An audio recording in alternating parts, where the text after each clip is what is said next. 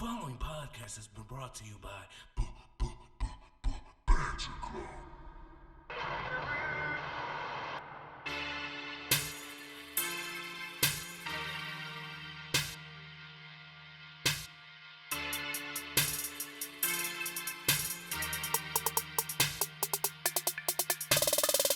Oh, ladies and gentlemen, boys, girls, children of all ages, Ramblemania show proudly brings to you. It is I, one half of the longest reigning Ramblemania show tag team champions of the world. The Angel of Death 6XL. Joining me as always.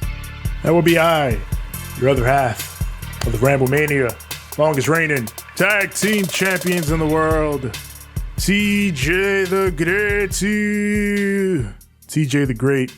Of course, we are the Banter Club. We are here to discuss this good old AEW Dynamite on the TBS network, also known as the Hoes Network. You know how it this goes. Motherfucker, this hoes. You know we all about them hoes on this side. I got hoes. Of course, we're going to talk Dynamite. Before we talk Dynamite, we're going to talk a few little news items that popped up over the week. One that I thought was pretty interesting, Hikaru Shida. And she wrote this article for, I think a publication is called Weekly Pro Wrestling. And it's behind a paywall, but there's been a translation of some of the key things in her talking about AEW. And I thought it was really interesting because she talked about how a lot of the Joshi talent and the women's division in general has been adapting over, AEW's lifespan over the past couple of years. And one of the things she talked about was how she felt like the hurdle has become higher for Japanese women's wrestlers in AEW. Like it's become a little bit more difficult. And a big part of that is obviously the pandemic. You can't travel back and forth with the regularity that you could before. Like someone like Riho, for instance, could just pop up, work, and then go back to Japan as needed. But now it's a whole situation where got to go quarantine for however long, go back home, quarantine. It's a process, and things are changing every day. And, until we get to that point where we're mostly past all those pandemic restrictions, it's going to be like that. And, she even talked about how early on in the company, they relied heavily on those Joshi talents, which we used to talk about that, like how one of the main parts of the women's division was the Joshi talent, because so much of their homegrown American talent still had to get better. They were green. They had to work. Yeah. And now we're a couple years after that, and they have. Like the Red Velvets, the Anna Jays, the all those people, Julia Hart, all those people are coming into their own now. So, they're a lot more ready than they were before.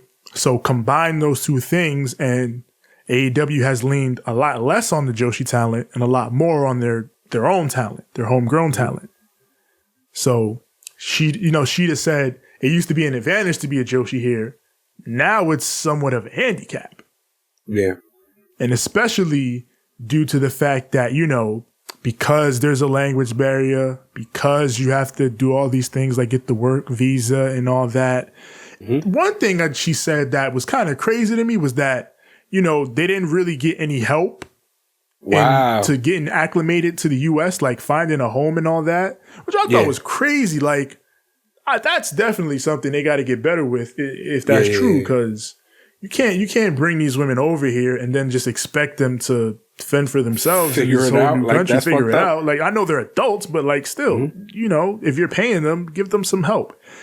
And I'm sure Tony is not opposed to that. So they definitely got to do better in that regard. Like, and this was really interesting to me because this was basically the same thing Big Swole said, in that in AEW, one of the big advantages creatively is that, you can pitch your own stuff. You can you're given freedom. You're given a lot of creative freedom.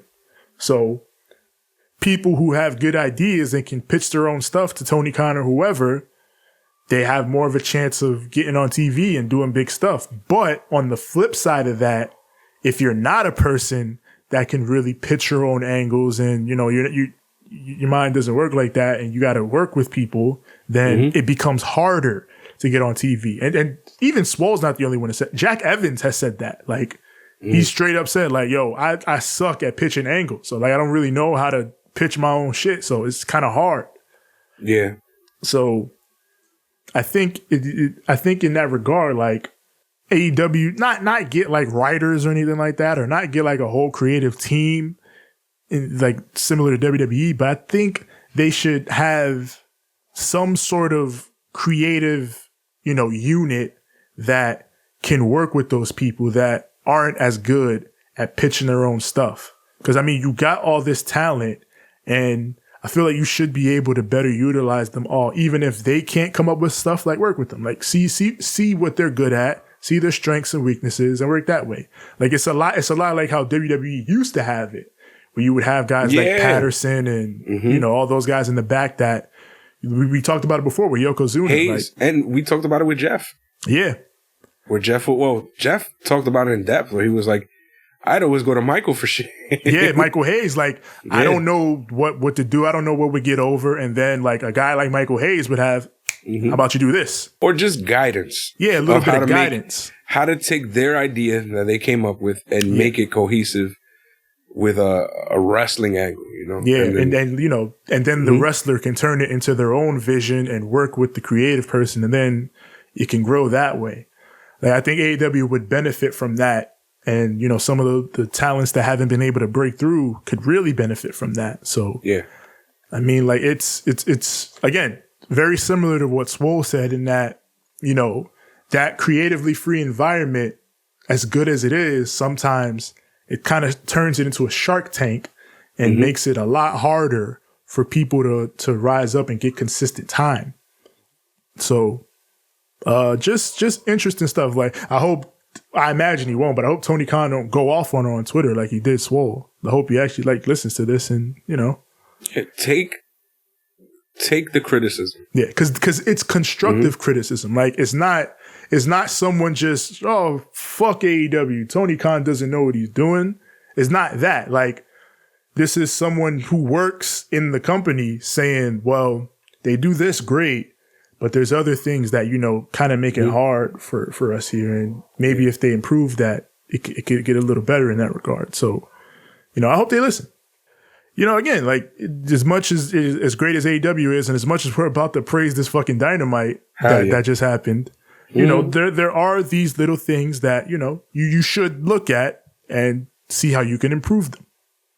So I thought that was really interesting from Hikaru Shida, especially because she was women's champion. Like, Swole never got to that level in AEW, but Shida did. So, like, for her to say this, I think it's something definitely worth listening to. You got to treat your top people great, man. Yeah.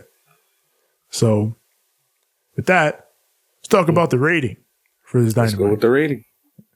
It did a 1.1 million viewers and a 4.1 in the key demographic, which is number 1 on cable. They got right back to the number 1 spot. Scheme, plot. That it was a scheme, plot. Because Tony was like, "Oh, I just signed somebody. We about to open the forbidden door. Let's hype this shit up."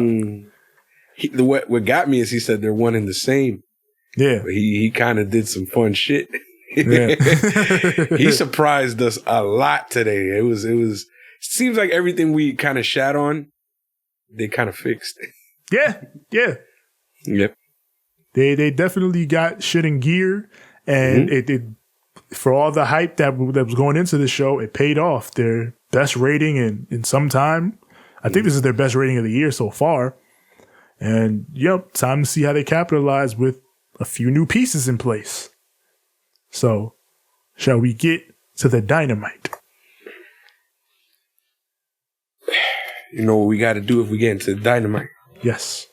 We got to light the fuse. Yes. Bring the boom. Yes. Dynamite. Oh, let's banter. AEW Dynamite from Atlantic City, New Jersey. They're in Jersey. Jersey, homies. Jersey. Shout out to Jersey. Mm-hmm. So we open up, and it's already time to get on our bullshit. Because the Furberry carpet is laid out. Damn it. We see the big man, Wardlow. He brings down these two big cutouts. Both of MJF's victories. This is how they start, and everybody just started talking shit. Right? Immediately. Right. On commentary, all the bullshit. Yo, the commentators were not having it. It's like, oh, here we go. It's exactly what the cover of our last week's shit is. We will never hear the end of this shit. Yeah. You thought we were joking? This shit real. They started with this shit. Yep. Crowd is chanting for CM Punk off the rip. Wardlow, he sets up in the ring.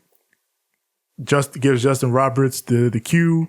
And Justin Roberts first announces FTR and Tully Blanchard, the best tag team in the world, and legendary Tully Blanchard. And they come out, they got some party decor, they got suits on, they're drinking some nice champagne, I would assume. Yo, hold up. Tully Blanchard is the OG, but he got the flyest jacket out of everybody in that squad. He was a horseman, man. You know he know how it go. Lie, bro. I'm like, oh. It's cause he's the OG. Oh. Cause he He know how to do it. These boys, these young kids, man, they don't know what the fuck they doing. They don't know how to do this shit. Tully used to be around Ric Flair. You think Ric Flair was going to let his mans be around him not looking fly? Never. Whew, that boy. Yeah, man. So Excalibur, he points out, crazy how FTR and Tully Blanchard get an announcement, but Wardlow doesn't. And Tony goes, yeah, that's right. And JR just goes, yeah. Well, Wardlow doesn't need an announcement, man. He needs no introduction. This is Mr. war. Mayhem. Yeah. This is war. We get our boy Sean Spears, the chairman. He gets an introduction. And then fucking Spears gives Justin Roberts a folder. And he's like, yo, you got to read all this for MJF. Yep, this is what you going. And there's a whole damn soliloquy for goddamn MJF. A man who defeated CM Punk in Chicago twice. Yeah. He's better than the best in the world. Something that was hilarious when FTR was coming out. Why the fuck were they arm in arm? Right? And which was the one with the hair? Cash. Why the fuck was Cash acting like Miss Elizabeth? What the hell were they doing? You didn't see him going, yeah. And then flicking his hair. Yeah.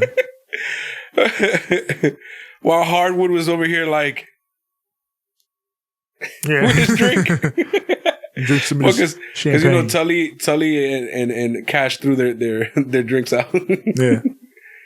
Fucking, you know who didn't throw his drink out? Sean Spears, motherfucker, walked out with a fucking bottle of champagne. Yeah, Sean Spears is like, I ain't even resting tonight. We good.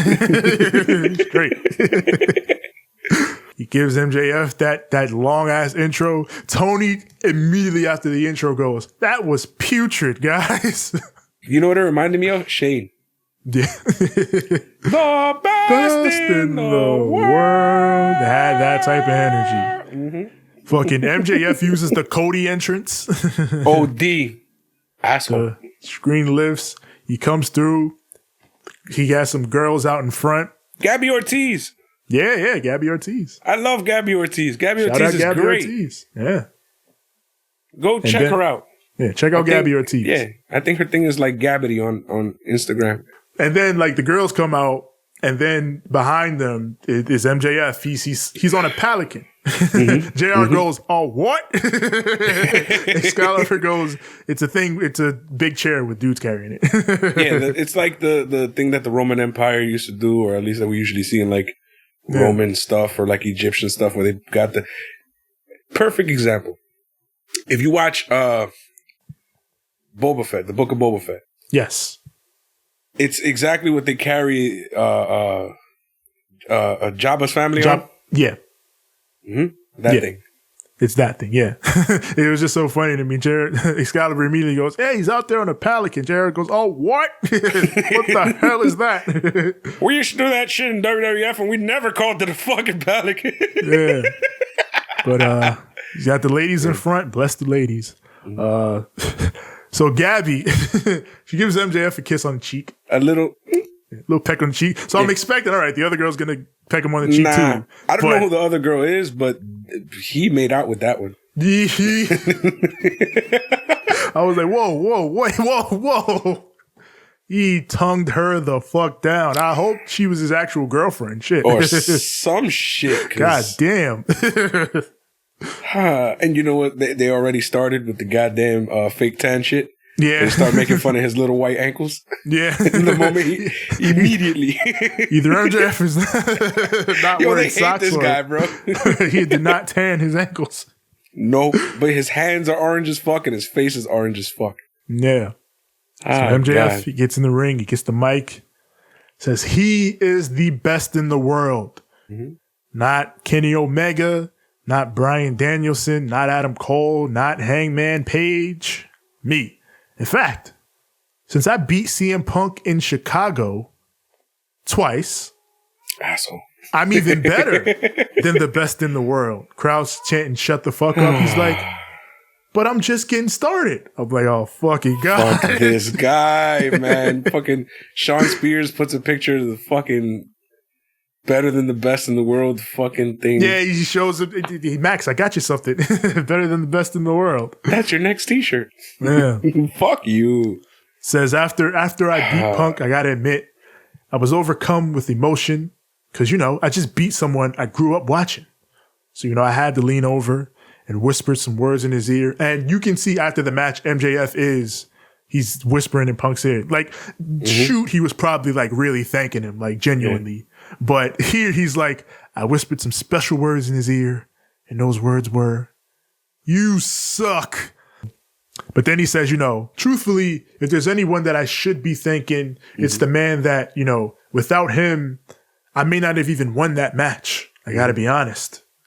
And then you see Wardlow in the back step forward, like, all right, it's me, man. Yeah, he's the one one who Sean Spears. The fuck did Sean Spears do? He's Tell me what he did other than get his ass whooped for you.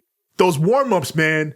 Without those warm-ups, I don't know if I would have been able to win that match. No, go home. Get the fuck. Get the fuck.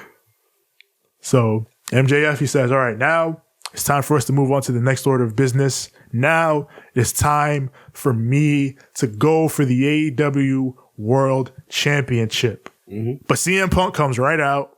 No music, no nothing, no fanfare, nothing. Yeah. He just comes out like, nah, fuck this shit. I'm gonna bite this shit in the ass right now. Yeah. And then he looks over the commentary. He's like, come on, Tony. And Tony's like, yeah, I gotta go talk to him. So Tony gets up, he goes to talk to Punk. And Punk, he grabs the mic. He's like, MJF, your victory last week was as suspect as your spray tan. Doubling down on that shit, bro. I'm telling you. Yeah. He says, but you know what? I realized I made some mistakes over the past few weeks, but I've learned from those mistakes, and I've got some backup this time. And out comes Sting and Darby Allin. His old boys from that one tag team match. Yes. And Sting hands him a bat like, you gonna need that. We get this shit shaking. And then Punk is like, so here's what we're gonna do, Max. I want a rematch. And then MJF is like, you don't deserve a rematch. And then Punk is like, no, Max, I'm not talking to you. I'm talking to the guy that actually beat me in Chicago last week. Wardlow. I want a match with you, big man. This is war. Yeah. So then he talks to Wardlow. He's like, Wardlow, you're going to keep letting them do this to you? You're going to keep letting these guys disrespect you like this when we know you are the guy? And fucking the crowd starts chanting for Wardlow. Wardlow's in the ring looking like, come on now, come on. No, bro. Yeah. Dak steps up. He's like, hey, listen, Punk, I don't even like wearing a suit. I prefer wearing my fighting clothes. So if you want a rematch, you get a rematch. And Punk is like, all right, you want to do that 6-man again? We can do that 6-man again. Run it back. Yeah. And then MJF was like, hold on. You guys want a rematch? Okay. How about we do this then? We'll have FTR versus you, CM Punk, and any partner you want. Only condition is it can't be Tweedledee or Tweedledip shit over here. Can't be Sting or Darby. Dumbass. So, and MJF then goes, if you win, I'll give you your rematch with me whenever, wherever you want it. It's yours. And Punk accepts. And we end the segment here. This was. Let me say something right quick. Go ahead. This was the biggest mistake of MJF's life right here and now. And I'm going to tell you why. Hubris. The moment that this man said, you can pick whoever you want, but Tweedledee and Tweedledum over here. I'm like, you fucking idiot. The only people he has any beef with in this entire company are in that ring right now. The entire roster is pretty much cool with him other than Eddie Kingston. Yeah. So, with that being said, you're screwed, bitch. Anybody? Okay. Anybody? You a dumb motherfucker. I swear to God. On the night where motherfuckers is debuting, supposedly, you's one dumbass motherfucker. And that was the big thing. Like, I thought it was really good that, you know, on a night that they've already promised, oh, we're going to have surprises, they hooked you with another one off rip. Mm-hmm. Like, oh, we're going to have maybe one more surprise tonight. So let's see what's going on. So stupid ass. Great. I thought this segment was really fucking good. Like, yeah. MJF was exactly what we thought he was going to be and more. They continued. I was waiting for it. I was just like, yo, just hurry it up, bro. I'm done with this shit. Come on. I love how they keep pushing that Wardlow story. They are doing so good at just dropping. It's going to happen. They just keep doing little things to fuck with Wardlow and pissing him off. I'm going to give you a quick little tidbit of what Russo would have done here. You know what we should do? We should turn MJF babyface so that when Wardlow swerves, it's a swerve. No, Vince. No. Vic Venom, you know it. Get the hell out of here, Vic. We're shooting the shit, gabagool. Send the cash.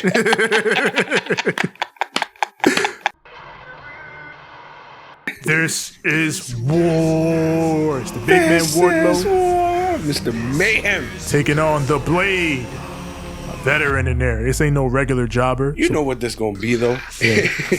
he had to work his way there. Because, you know, this is the Blade. The Blade got a little more credibility than your average man. Of course. Yeah. He is somebody who was damn near tag champ. You know what I'm saying? Like, this man he's up there. So. Yeah. Not just going to squash the Blade. Exactly. Let's see how he favors with somebody who's a little more, let's say, experienced than the people that he's been wrestling. Yeah. So, in Blade, he clips him from the jump. Like, he gets the advantage at the start. But then Wardlow, he fights back, beats him around outside into the picture-in-picture. And then we come back from the break. They fight through it. Wardlow, he catches Blade here with the first powerbomb. And then the symphony has commenced. He hits 1 powerbomb. 2 powerbomb, 3 powerbomb, 4 powerbomb, 4 powerbombs. And he pins him. And then, of course, as always, as he's celebrating in the ring, fucking Sean Spears just runs in, hits him with the chair. He's like, that's what I'm talking about. That's how we do it, big man. That's what the hell we do. And then they leave. Bro, you don't do nothing but fucking get in motherfuckers' matches and beat them up afterwards. Whenever they give you a match, you get your ass whooped. Fuck, you're worthless. I love Sean Spears, man. God damn it, I miss Ty. The perfect time. God damn it. This new guy, this Sean Spears guy that they used to replace Ty Dillinger. Fuck this guy. This is the guy, man. This is the chairman. He's not LaParca. That's what we got to do. We got to get LaParca in here. Like, you think you the chairman? That shit would be lit. LaParca. Yo, LaParca versus Penta. All right, let's talk about Penta. Because we got a Penta segment. Yeah. He has reached the graveyard. He's digging something up. We got Alex Abrahantes voicing over. He says, Penta says. It's not regular. Alex Abrahantes. It's evil. Evil Alex Abrahantes. Yes. Evil. They've been infected by the Danhausen. But Penta says, when Malachi spit in his face, he spit into his soul. And then we see Penta reach into the grave he's dug. And he pulls out a mask. But not just any mask. This was the mask he wore on Lucha Underground. Specifically, the most evil version of Penta that there is. Pentagon Dark. I was like, what the fuck? I would have the beginning of Cody's entrance play right here. We are getting Pentagon Dark in AEW. Oh, everybody's and not in AEW arm Dark. is getting broken. Hell yeah. We're having Penta Dark and not in AEW Dark. No, not AEW Dark. Maybe he'll go to Dark and fucking break somebody's arm real quick, but he'll be God. like, this is my show now. Yeah, I own this show now. The Inner Circle, they come out. Or at least 3 of the Inner Circle comes out. Jericho, Hager, and Sammy Guevara. Yeah, the people who've been chilling together more or less, kind of. Yeah, there's no problems with them right now. They're all good. But it's, the 2 that aren't there yet that we got to talk about. But when Jericho's coming down, the crowd singing Judas, JR just goes, Tony, what have you become? Tony goes, I don't know. I pushed everyone away. These 2 are loose tonight. They're having fun. Somebody had a few beers, handed out or some shit. So Jericho's in the ring, he gets the mic, he says, I said attendance was mandatory and we were all going to be here, but I got to be honest, I haven't seen Santana and Ortiz all day. I don't know where they are. I don't know what's going on. But then their music hits. And Santana and Ortiz come out. Did they change their song again? Did they? It sounds different. Maybe. I mean, from what I know, that was the one the one they've been using. Oh, okay. I thought they changed their song. It sounds different again. I don't know. Maybe they added some shit to the song or something, but lyrically, I think it's the same song. Yeah. It had more guitar riff, I feel. Yeah, something like that. There's probably some more guitar in it or something. So, I don't know. But, Santana and Ortiz are here. Jericho's like, all right, that was cute. You get your own moment. I understand what you're trying to do. But it wasn't cute. Not tagging me in to that match. It was a fact. It was disrespectful. You robbed the fans of seeing a Chris Jericho match. And then Santana just grabs him and he's like, yo, enough of this corny shit.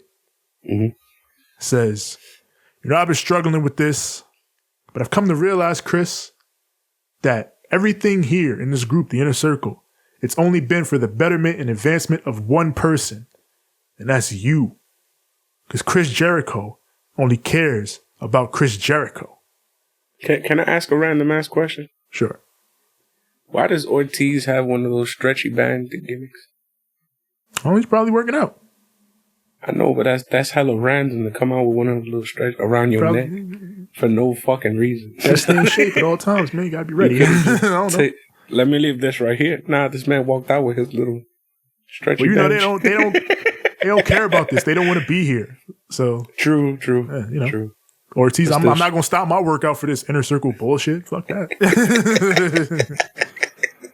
So, Santana says, everything we've done, it's only been to help you. No matter what we've had going on, we've always had to put it aside and stop so that we can make sure you're good. Tell me I'm wrong. Am I wrong? He asked the crowd, am I wrong? The crowd says no. You ain't wrong. He's not.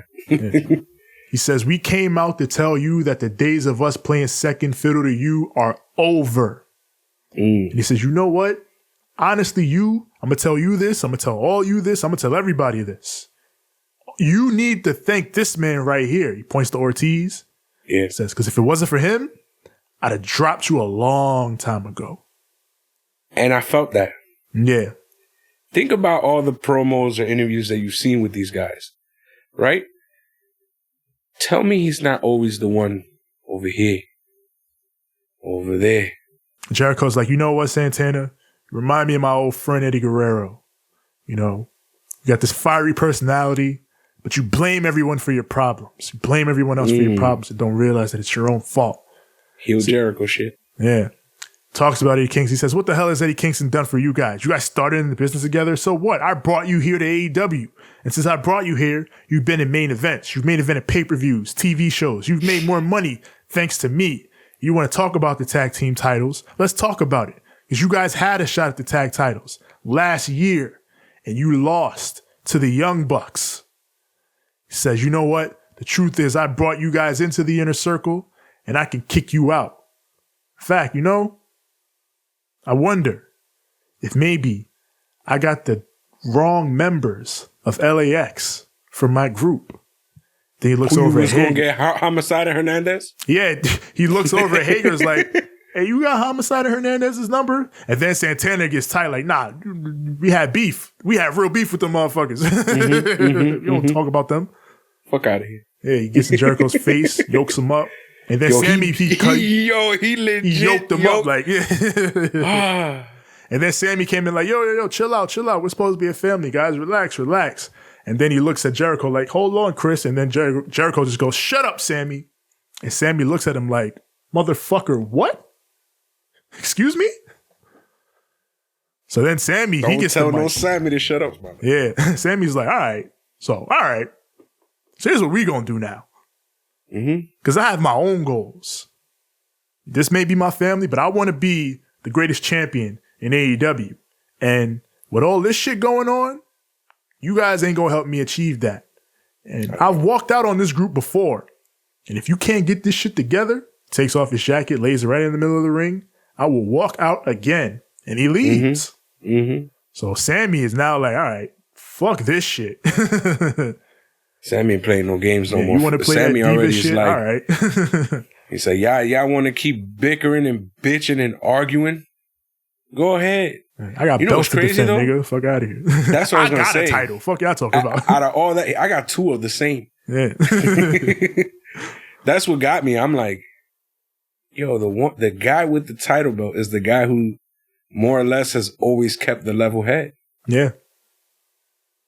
This is nice, bro. Like, they didn't even have to, like, put the context was already there. They set this shit up properly. Yeah. It's almost like they knew what they were doing from the rip, but I'm pretty sure it just lined up like this, which is really good. Yeah. And it's good. It's a good way you look at where everybody is individually within the faction. It's like, yeah, Sammy is the one that recently has broken out. So yeah, he should be the one to step away because he's got his own shit to worry about. He's like, I'm bigger than this. Bye. Yeah. So then Ortiz gets the mic. Says, you know, Jericho, you got your facts twisted. See, where we come from, we don't settle things with talking. All of this. Not this. We settle things with this. We fight. So here's what we do. Us two against you and Hager in a match next week. And Jericho says, I didn't want to do this. I didn't want to come to this, but maybe after me and Hager beat you guys down, you'll adjust those attitudes. We can get this right. And that's when the beautiful picture of Santana going, this fucking guy. Best thing ever, bro. The whole time Jericho's cutting that last bit, Santana just looking at the camera like, this fucking guy. Get the fuck. Yo, Xavier took that screenshot, bro. I was like, yo. Then Santana posted it. I started crying. Yo, it was instantly memed. Like, the second the promo was over, I saw the picture on Twitter of Santana just... like, this fucking guy. Great shit. Santana was phenomenal in this. He was great. I mean, Ortiz was great too, but I mean, he talked less. Santana did most of the talking. And like... as it should be, because Ortiz is more of like the wild guy. When it comes to serious shit, you got, you know, Santana speaking. Yeah. Then when it's time to whoop ass...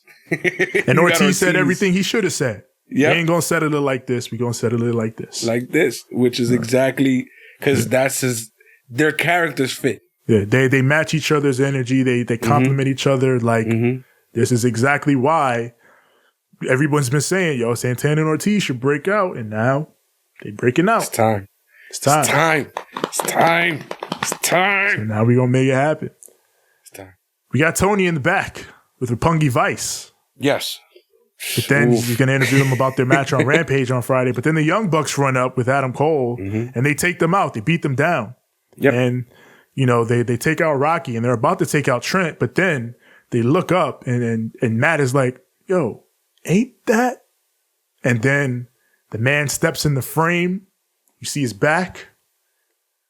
It says on the bottom of his jacket, Switchblade. I yelled. I said, "Holy shit!" Fucking forbidden Jay door. White. Jay White. We are breathing with the switchblade now. He comes Jesus. in. He takes out Trent. He looks at the Bucks and Adam Cole. Adam Cole is happy to see him, but the Bucks are like, "Yo, what you doing here?" Like, they're spooked. They're like, "Oh, no." So I thought that was quite interesting. We're going to talk a little bit about that in a bit. But the hits don't stop with this show. Nope. Because we go from Jay White to the face of the Revolution qualifying ladder match. Ooh. Isaiah Cassidy takes on a mystery opponent. Isaiah's in the ring. He's awaiting. We just got, hold on. We just got fucking Switchblade Jay White, leader of the Bullet Club, hanging out with the old school club. And now we got this match, and we were promised a surprise here too, so. Oh, what a surprise. AEW, goddammit. All killer, no filler this show. And salutations, people, because the surprise was Limitless Keith Lee. At this point, this is a 97 Nitro. This is a 2000 Raw. I'm all bask in his glory. This shit going crazy. For he is limitless. What a first hour of Dynamite this was. This was ridiculous. Like, it's hurt so much that he can't use that song though. Yeah, that song was perfect. It was a great song. It was perfect. I understand that he probably didn't have time to record for this because he just got married. So hopefully in the coming weeks we could get a version of this new song, because I did like the new song, but I hope they get a version of it that has Keith Lee rapping on it, because we need that. Lee, you better spit some bars. You need Keith Lee spitting them bars. Spitting them bars. By the way, let me say something hilarious about Matt Hardy. Matt Hardy was on the interwebs talking about, "You think I don't know Spanish?" He starts saying a few Spanish words. And he got me here as a Dominican from Washington Heights. He got me right here because he started singing a song from El Alfa called La Mama de la Mama de la Mama de la Mama de la Mama. He starts fucking saying it, and I'm like, something about like southern ass, super, like what we would call my country gringos. Yes. Singing Spanish songs is just, especially like very niche, like El Alfa, and because that's very, like, he's Dominican. Some Puerto Ricans are onto him and here and there, but it's something that you usually just hear at the clubs. You know what I'm saying? Yeah. Where, you know, you got Spanish people, Spanish speaking people. So it's just like, Matt, how the fuck do you know about this shit? I mean, hey, listen. He's been hanging out with fucking. Well, he's married to fucking. He's married to a Spanish chick from New York. Yeah. Yep. He's hanging out with fucking Andrade, and here he goes with La Mamá de la Mamá de la Mamá. Yeah, I mean, like, Matt is he honorary at this point, I gotta say. By the way, it says something about his marriage, because that song is a double entendre. Mama means mother. Yes. But mama also means to suck. Yes. So Which in the song, you know, he talks about, you know, I gotta respect the whole, I guess you could say, like, family line, because they gave him the mother of the mother of the mother of the mother, which makes no sense. But if you put it in the other way, they gave him the sucking of the sucking of the sucking, which means they gave him the greatest blowjob of all time. Which, yeah, we already know Matt and Rebby, y'all be fucking, so it's fine. How many kids they got now? Like 6? Yeah. About to get a football team going. God damn.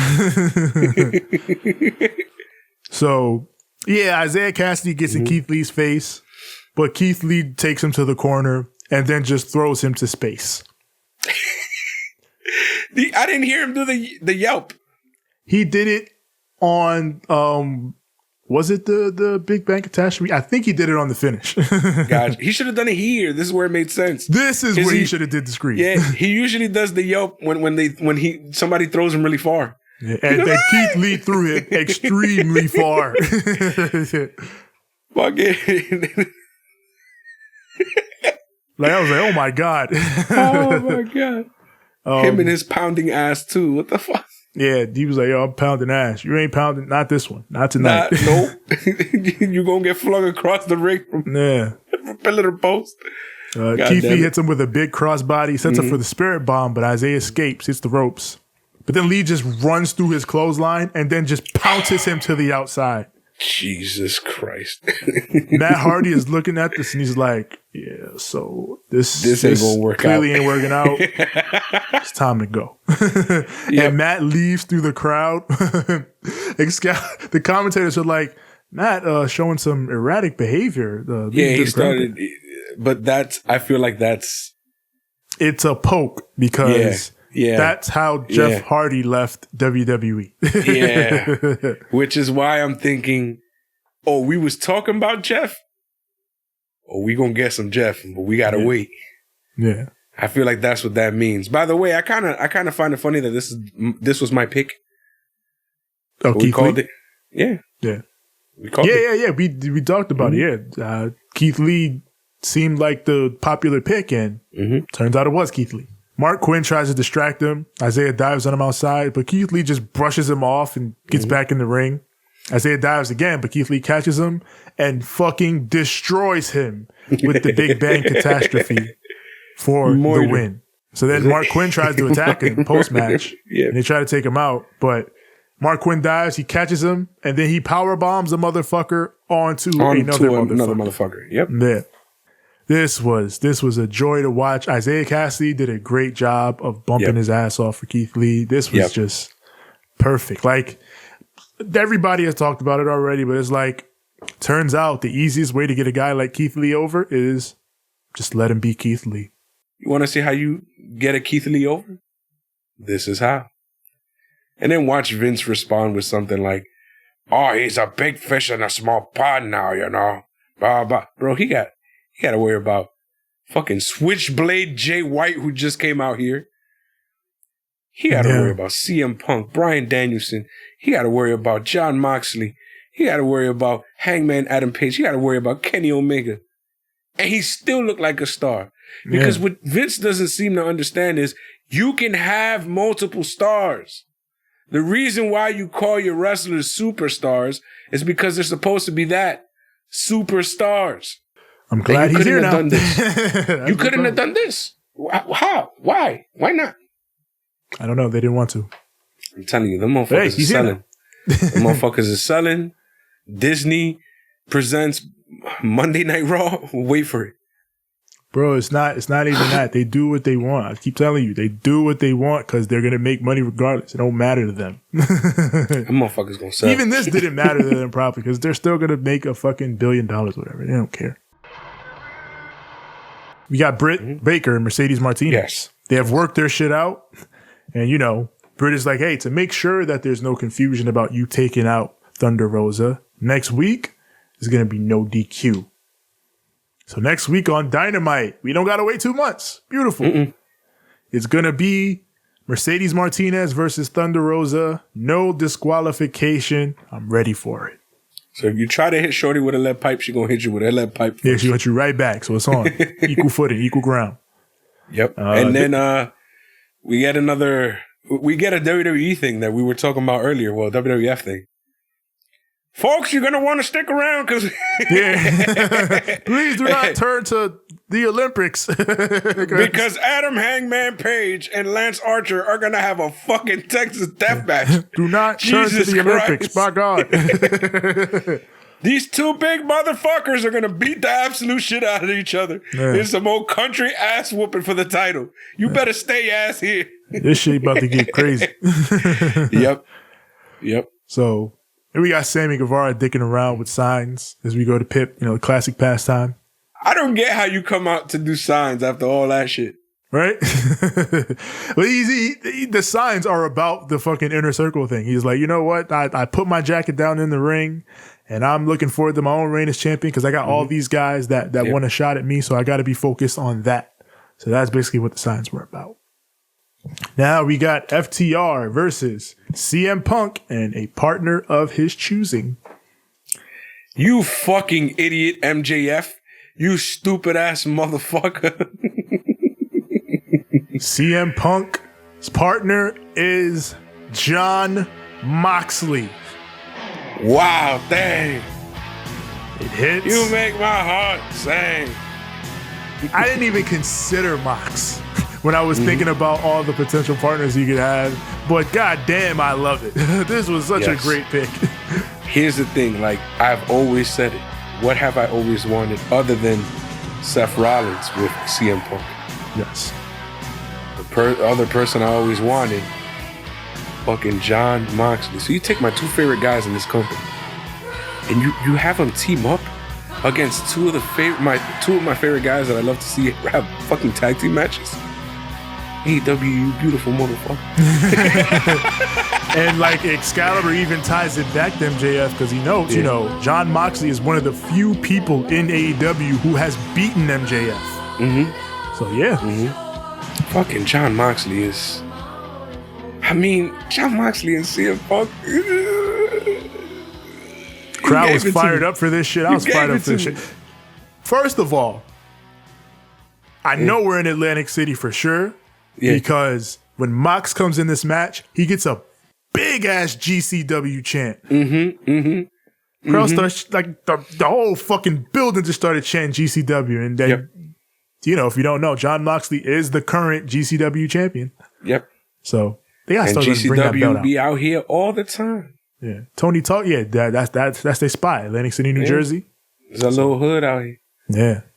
Match breaks down into a 4-way. Mox rushes out, hits a big tope suicida. We go to picture in picture. And we come back from the break where right out of the break, Mox has been put through the damn announce table by ringside. Not the announce table, the ringside table. But count out because is they on. don't have it enough. See, this is what I'm telling you. They gotta have one show with it, just one. That's you fine. can Ringside do table. Dynamite with the gimmick. You gotta have Rampage at least with the goddamn ringside. You know, Mox gets back in to beat the count out at a 9. He hits Dax with an atomic drop. But he goes over and tags Cash, and then Mox drops him with the big suplex.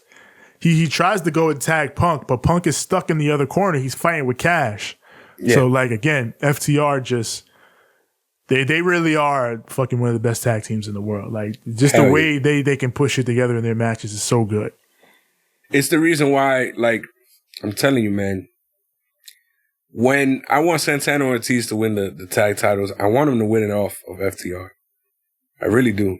I really do. Just because both teams are two teams that when they're with their tag partner, they don't gotta say shit. They just know already. Like, we're gonna do this is gonna flow like water. Yeah. Every single time. And I'm like, how the fuck y'all be doing this shit? And I know practice and hard work and all that shit. But at the same time, there's almost like a sixth sense. Yeah, which is like... there's things you can teach, but there's also like innate natural chemistry that guys have that just, you know, you can't teach. And FTR has it. Santana and Ortiz have it. Which is why Cash Wheeler is Dax Harwood's wife. Yes. they get each other that much. Yeah. Mox is able to... Mox fights free from Cash. He and Punk set Dax up for the Doomsday Device. Mox dives on the Cash outside, and he covers for the 1, 2. You got him. No. Then Cash gets the ring bell, and FTR, they do that classic ring bell spot they always do. If you hear me. Yes, he's here. Sorry. He heard us talking about great tag teams. He's like, you know, me and my brother, we're the best damn tag team. Sorry, it was very distracting. Sorry. Yeah. Punk and Dax are hooked up. They're both trying to go for backslides. They reverse around. Punk goes for the GTS, but Dax counters. FTR gets the big rig for the 1, 2. He got him. No. They're all brawling in the ring. Punk and Mox go for the finishes, but FTR reverse. They go for the stuck pile driver, but Mox breaks it up. He just pulls over Cash in a rear naked choke. And Aubrey's she runs over and tries to break it up. And Punk has got Dax in the anaconda vice, and Dax taps. But since Aubrey's distracted with Mox choking this man out, she doesn't see it. So then Tully runs in. He breaks it up. And then Punk is like, you motherfucker. He lifts Tully up for the GTS. He gave this poor man the GT. God damn it. Put Tully to sleep. Tully, you too old for this shit, bro. Why are you taking bumps? Yeah, man. And then he gets Dax. Mox gets Cash. They both hit their finish. GTS and the Paradigm Shift at the same time. And they get the win. That was gorgeous. This was some classic old school Southern style crazy heat shine bullshit all over it was everything. It was a crazy tag match. You know what this was? This was beautiful, man. You know what I'm saying? This was something else from a different era. It was a bygone era in a good way. You know what I'm saying? Not like that gabagool we saw over there.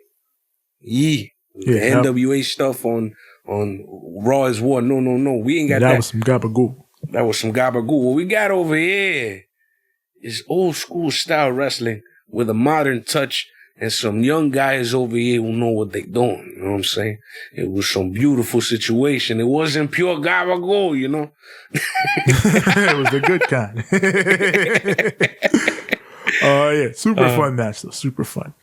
I miss Tony D'Angelo, bro. I don't know if this is fair. Yeah. He is fun.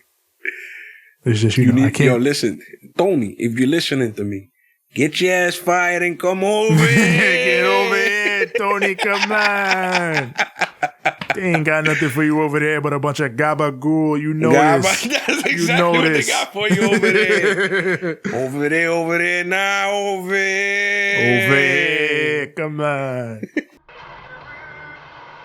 We got the TBS Championship being defended on TBS. Yes. Makes sense. Yes. We got AQA, formerly known as Zeta Ramir. Yep. From NXT. She's taking on the champ Jade Cargill. But I'm going to call her Aqua. AQA. AQA. Like water. Aqua. So Jade lifts this girl with fucking one arm and slams her backward. That was crazy. But AQA hits the pop-up dropkick, Sami Zayn style, and sends Jade outside into the pit. So we come back. AQA hits this dope sling blade, puts Jade down, and then she sets up, and she lands the big shooting star press. She beat Tony Storm with that move, by God. She lands the shooting star press. That's the move to beat Tony. Yeah, that's the move that beat Tony Storm. But she does heard not about the knee that beat John Cena? Yeah, the knee that beat John Cena. This is the star that the shooting star that beat Tony Storm. It didn't beat Jade though. No, hell she kicked out. JR's like, I've never seen any footage of this AQA, but she's quite good. So JR's like, I don't fucking watch NXT.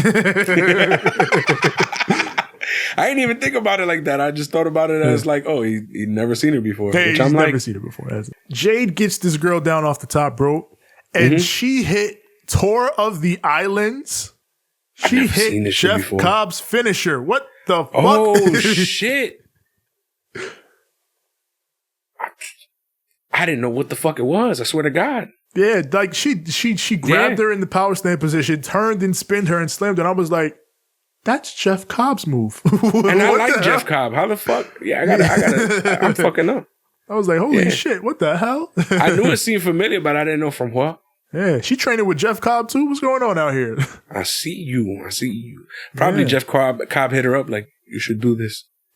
Yeah, man. Jade gets the win, and man, I'm just still like, yo, she using Tour of the Islands? All right. I fuck with that heavy. But moving on, we got the Super Elite with the Cutler cam. Yes. You know, they talk about how it's the Young Bucks and Roppongi Vice on Friday, and Adam Cole is like, yeah, and you know what?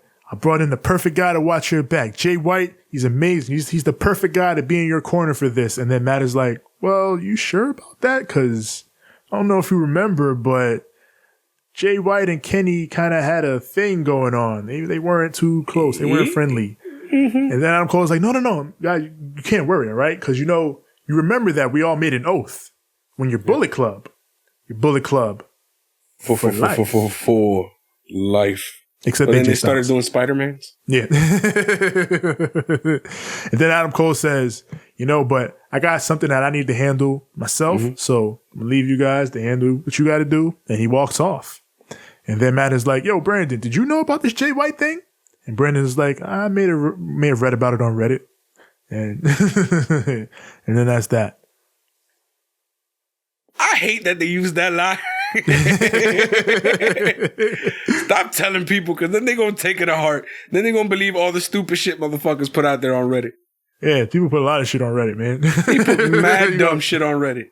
We got Serena Deeb versus Katie Arquette, her 5-minute rookie challenge. And when I see Katie Arquette, I'm like, any relation to David? She do look a little David-y. And as it turns out, she's his niece. Ah. So I was like, oh, shit. I would have So put we her in getting a Scream David movie, himself but in here to wrestle. Huh? When are we doing that? I would have put her in a Scream movie, but Yeah. I mean, okay. I mean, apparently he was supposed to be working with WWE, but that didn't go through. Yeah. I mean, Do you shit, remember the man. situation in AEW could have got NXT? the fucking Scream publicity off that, man. Damn. You remember the situation with NXT with Johnny Gargano and all the Scream guys? Yeah. One of those was supposed to be David Arquette. And that was the point. Yeah. That was the point. And it didn't work out, so they just made it. It's the reason why we only got 2 Screams instead of 3, which is how many there were. Yeah.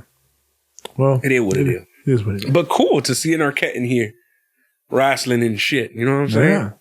I would have got her in a Scream movie if I was, they came out with that new Scream movie. I would have put her in that for a little more publicity. But it's all She was just the new one. I still haven't seen it. I got to see it. But yeah. Yeah. I like how, back to this match, because Serena Deeb was completely dejected during the shit. Yeah. Oh, Serena packed this girl up. Yeah, she didn't give a fuck. She whooped her ass. Like she toyed with her in under a minute. Like she put her down. She looked up at the clock. She was like, "Oh yeah, I got some time. I'm gonna fuck She with this started girl." joking around and flexing, and I'm the best type of deal. And then she put her in the great, Serenity Lock, and it was over. So It's fucking great. yeah. So Serena Deeb she killing that. And like, man, if she keep doing this 5-minute rookie challenge, they gonna end up getting somebody over with this. So I fuck with it. We got the Ass Boys and Jurassic Express. Bam. I'm an ass boy. They cut a promo. Bam. It's a promo package here. And Billy even does the line. Yep. You ain't down with that. We got two words for you. Ass Boys. Bam, bam. No, he says new champs. New champs.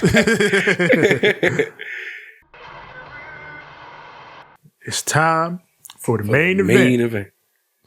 AEW World Championship on the line in a Texas death match. Lance Archer takes on Hangman Adam Page. We don't even get a lower third for Hangman this week. Because he's fucking fighting with Lance Archer in the back off the rip. Yo, he sees him in the back. And it was on. You ever heard in the hood when they say on site? This was on site.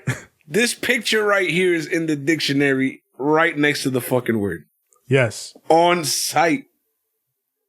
Hangman ran up on this man immediately, got started, brought him out to the stage, threw him through the fucking glass panel on the stage. When Archer comes out, he's bleeding. OD, that shit gave me Shane McMahon, Kurt Angle vibes. Yes.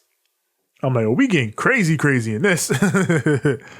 So then they go to the ring. Hangman hits the buckshot, and, of course, it's knockout rules, knockout or submission. So Archer's down. He just gets up at a 9. So then he comes back. He fights Hangman back. He takes over. Fucking Dan Lambert emerges from hell and starts removing the top rope. Part of me got uncomfortable when I saw his face. Why?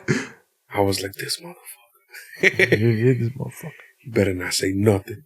Don't, you better not say a word. He said nothing. He was here to be a manager, an interfering manager. He didn't talk. So I was over here like, motherfucker, you better not say a fucking this show's word. been so good. Don't say a goddamn word.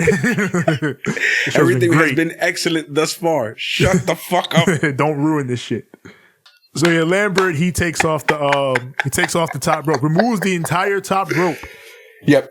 And he does this so that Hangman can't hit the buckshot lariat. Well, technically, he unscrews it, right? Yeah, he unscrews from it. that one turnbuckle. But technically, the person who finished removing it was Lance Archer. Yes, because he takes the whole fucking shit to hit Hangman with it. Mm-hmm. And there we have a 2-roped ring now. Yep. And it was funny looking, but it was cool. Yeah. You know what made it the funniest? Every time Lance Archer tried to do his big man shit over the top rope. Yeah. That shit made no sense, bro. It's the second rope, bro. Stop trying to act hard. Everybody can do that now. Yep. No, it's not a big deal anymore. It's not a Kane Undertaker situation. You just look goofy now. Yeah, without that top rope to do the buckshot, Hangman's gonna have to switch it up. So we go to break, we come back. Remember that, guys. Yeah. Come back from break. Archer's got Hangman set up for a blackout on a double table stack outside, but Hangman, who is also now bleeding, fights back. And once again, Hangman is just... So this is going to be that type of babyface title reign where the babyface just fucking bleeds out in these big matches. But I love that shit. Hell yeah. He's going to Mick Foley the fuck up. Yeah, he going to fight for that title. So he hits Archer with some boots. And then Jake runs over and Jake hits the short arm clothesline on him. And the crowd goes crazy. Yeah. And the crowd starts chanting DDT. I'm chanting DDT. I'm like, DDT, DDT. And Jake's going to do it. He grabs him. He's like, oh, yeah, DDT. He was feeling it. Yeah. And then Lance Archer's like, hey, no, Jake, no. No. And then the crowd boos. They're like, boo. We wanted a DDT, bro. I wanted a DDT. I was ready for that shit. I was like, hell yeah, Jake, DDT. Fucking Lance Archer was like, everybody dies, but only when I say so. Not yet. Hold on. So... Once again, to prove that this is absolutely a GCW crowd, they start chanting, "We want fire." What the fuck? Oh man, they came out here for a Texas death match. This crowd wanted a Texas Chainsaw Massacre. Yeah, these motherfuckers wanted to see niggas die. Yeah, we watch Nick Gage on the regular. We know what we like out here. Hell yeah. Fucking, where's the light tubes at? Yeah, we ain't playing with y'all. Hangman, he's got a kendo stick. He's going wild with it, but fucking Archer just gets up, grabs it, and is like, "Get this shit the fuck out of here!" Yep. And then he grabs Hangman and choke slams him through a trash can in the ring. Murder.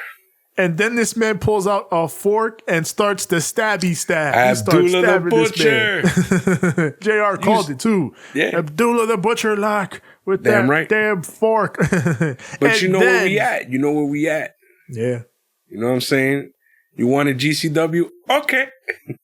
And then Lance, with Hangman's blood on the fork, just licks it off like it's ketchup. I'm like, the crowd chants it. You sick fuck.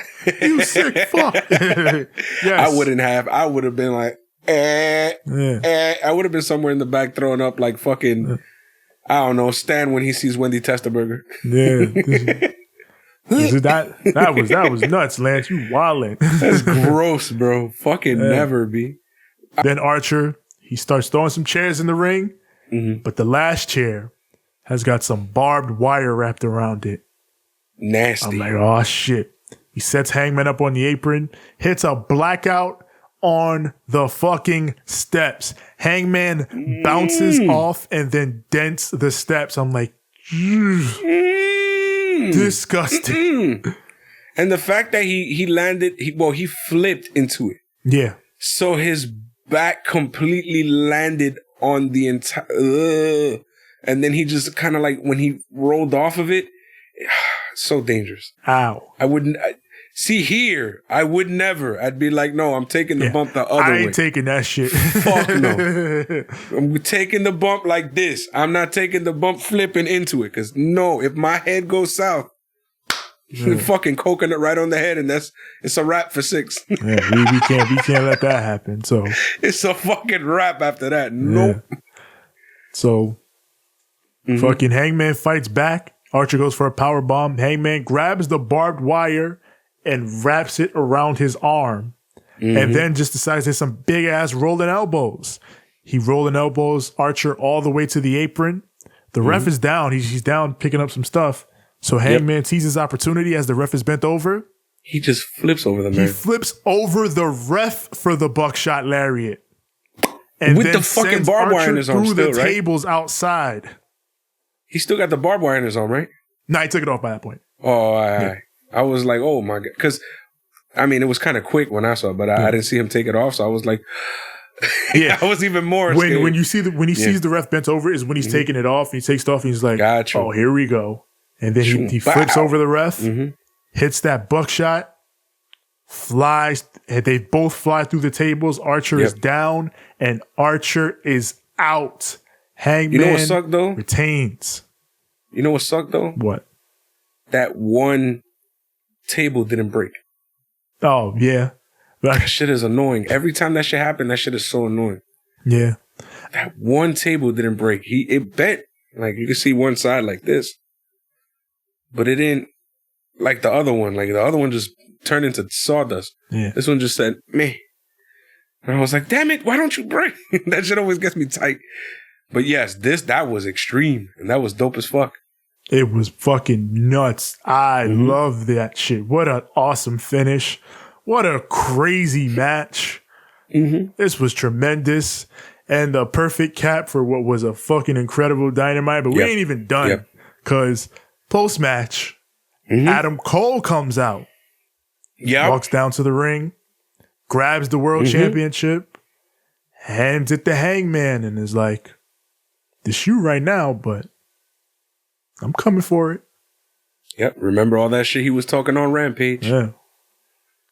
Ain't it crazy how they keep burying Adam Cole? That's AEW Dynamite. And I was talking about that shit last week where I was like, you know what they're saying on it. And Tevin's like, oh, no, not this shit. Yeah, this stupid ass shit. Nah, man. And that's exactly why I said it's stupid ass shit. Because look where we are now. Now he went right up to the man and said, gimme. Yeah. So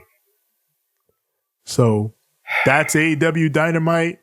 Beautiful. Sheesh. This was one of the best Dynamites in a bit. And this might have been one of the best Dynamites ever. Hell yeah. You want to talk about all killer, no filler? When we talk about Rampage, and I'm always like, all killer, no filler. Fucking great.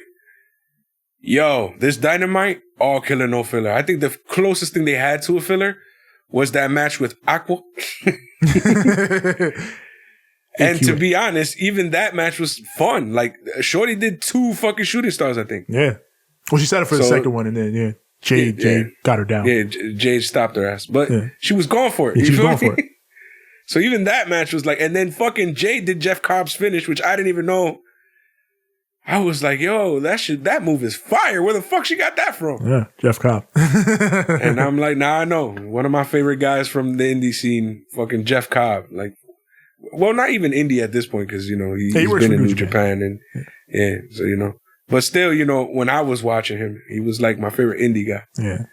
Now I'm too busy watching all this stuff, but it happens. Anyways, yeah, man, that's fucking crazy, man. This fucking, you gave me CM Punk, right? With fucking John Moxley. They love me, bro. And then you went and gave me fucking Jay White, which everybody knows that I love. So you give me Jay White. Switchblade. Jay White too. You give me CM Punk with Mox. And then me and Tevin finally get to do our transformation again. Yes. We have returned. And fucking now they can bask in our glory.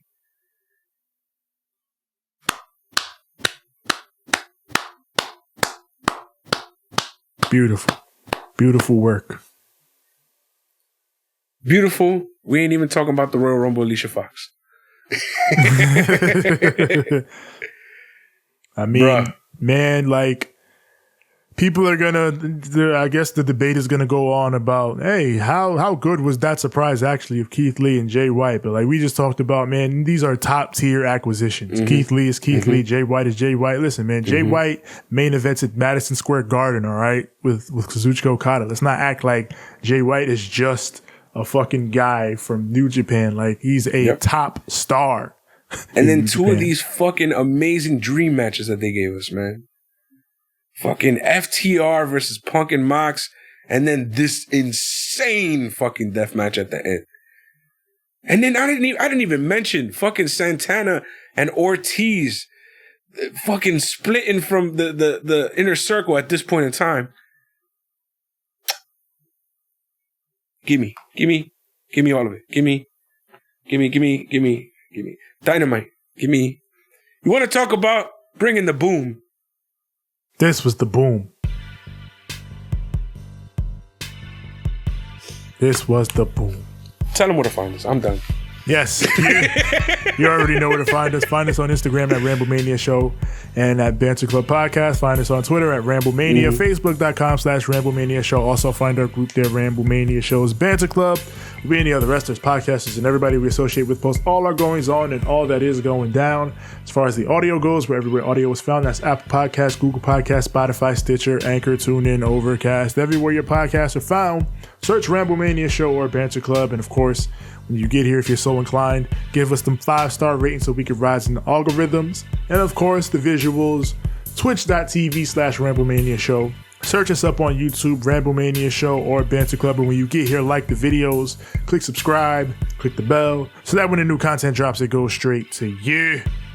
As far as me personally, find me on Instagram at TJ the Great One. That's TJ the GR, the number 8, the number 1.